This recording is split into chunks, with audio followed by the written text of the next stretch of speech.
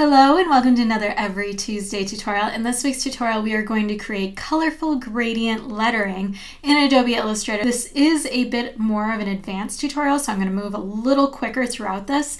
But even if you're a beginner, it may take a little extra time, but it's very doable. So what you see on screen is exactly what we're going to be creating together. So this is really cool because even if you've seen this kind of style of lettering using an iPad, when you create artwork in Procreate on the iPad, it's rasterized text. So if you go to enlarge it later, it'll get fuzzy because you're reducing resolution.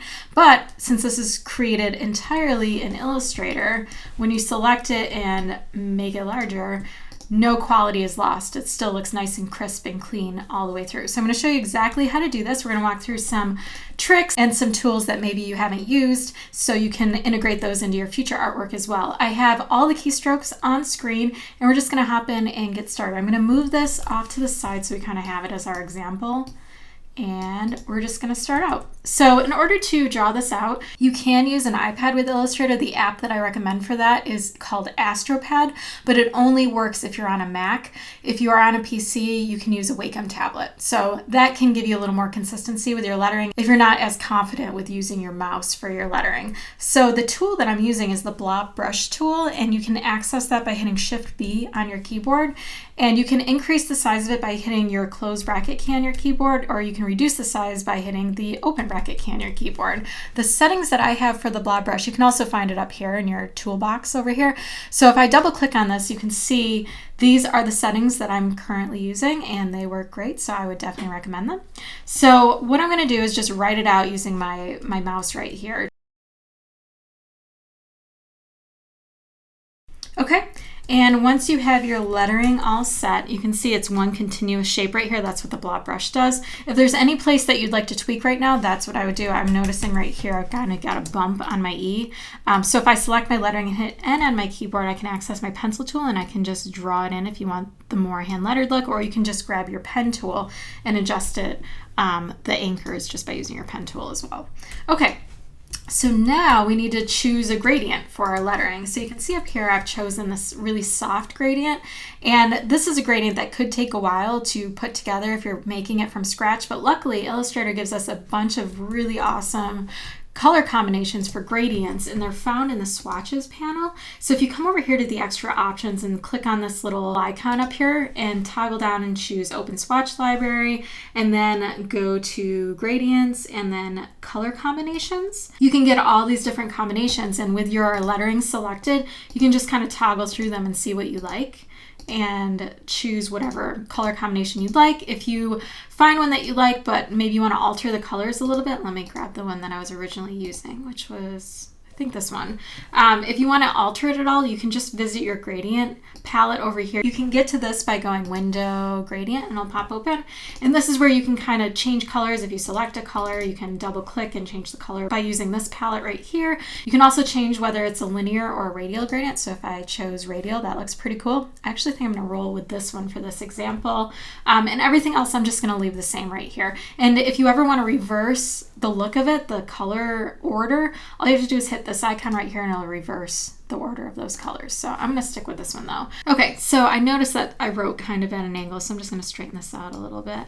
So next we need to start bringing in these gradients to show the overlapping and underlapping strokes. So in order to do that, it's a couple of steps. So first, what we're going to do is select our text. We're going to make a copy of it, so Command-C or Control-C on a PC. Now we're going to lock this. So we're going to go Object, Lock, Selection, or you can hit Command-2 or Control-2 on a PC.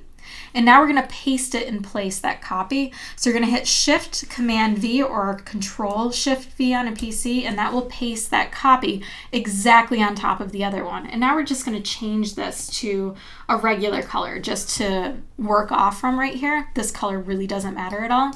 So now what we want to do, you're going to come in super tight right here. I'm going to hit P on my keyboard for my pen tool, and I'm just going to draw these giant shapes to be able to integrate those gradients. And obviously I need a little bit of room for those gradients because they're going to fade out, and I need to make sure that the fade has enough room where it doesn't butt up against the edge of this. Let me change this color so we can see these as I put these in here.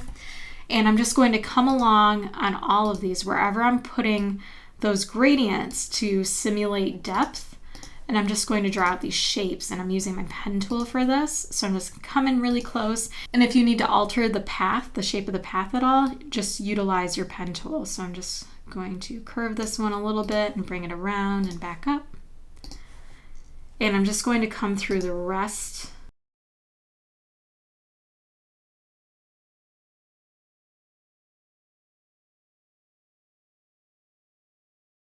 Okay, so all these shapes, it doesn't really matter how big they get around here. We just want to make sure that they're including the area that we want to shade later on. So once you have all of these shapes, these black shapes that I've got denoted right here, I'm going to group them all together. So I'm going to select one, hold shift, and then select all the others. So they're all selected at once. And then I'm going to group them together. So Command G or Control G on a PC. And then I'm going to create a compound path since I have a bunch of these, and I'm going to use the Pathfinder right here. It's going to require a compound path because I have more than one shape right here. So I'm going to hit Command 8 or Control 8 on a PC to create a compound path. You can also achieve that by going Object, Compound Path, Make, and that will do the same thing. And then what I'm going to do is select that compound path that we have, hold shift and also select that base lettering, this teal colored lettering that I have right here. Come to your Pathfinder palette. If you don't see it over here, you can get to it by going Window, Pathfinder, and you're just going to hit this icon right here for intersect.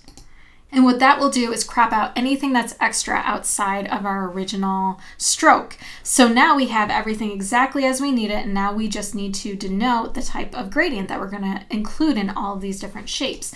So what I like to do is just create a regular shape up here all by itself, and I like keeping it black to start. And then you're going to deselect it and then come into your gradient palette over here, select the gradient here, and you're going to toggle down all of your extra colors. So you only have 2 left right here, and what you're going to do is then click on the black rectangle and it'll show up the black right here. And I'm just going to click and drag this into my gradient, and now I can remove one of these over here, and I'm going to make a copy of this one. So just hold Alt, click and drag, and then I'll make a copy, and now I can get rid of this red color right here. This is quicker than just me having to double click and then put in increments or whatever and put in different color builds. I just like this process a little faster than that, but you could do that way as well. You're going to come to this first one right here, so click on that, and where it says opacity, you're going to put in 0, and then just make sure that it's a linear gradient up here. So under type, just toggle that and choose linear, and now we have the perfect gradient to do all of that shading. So now I'm going to select all of these shapes, so they're already all grouped together, and then I'm going to ungroup them, Command Shift G or Control Shift G on a PC, hit I on your keyboard for the eyedropper, and just click on this rectangle, and it will apply that gradient to all these shapes. But all the gradients are going in the wrong directions, so now we're just going to adjust that, and then we'll be all done. So I'm just going to come over here. You can see how this gradient didn't end all the way before it hit the edge, and there's a faint edge right here that we don't want to appear. So I'm just going to click on this shape, hit G on my keyboard for my gradient, and I can toggle this back if I want, and that can do it, or I can just drag out a new one right here, and that will also do it. And then if I just hit V and click anywhere, you can see now it's nice and seamless. It ends before the end of the shape, so it's way more believable than before. So now this one just needs to go the opposite direction, so I'm just going to come probably around here and then drag it back, and now we can see that that's nice and smooth right here. And then I'm just going to come through the rest of this word and do the exact same thing for all of my shapes.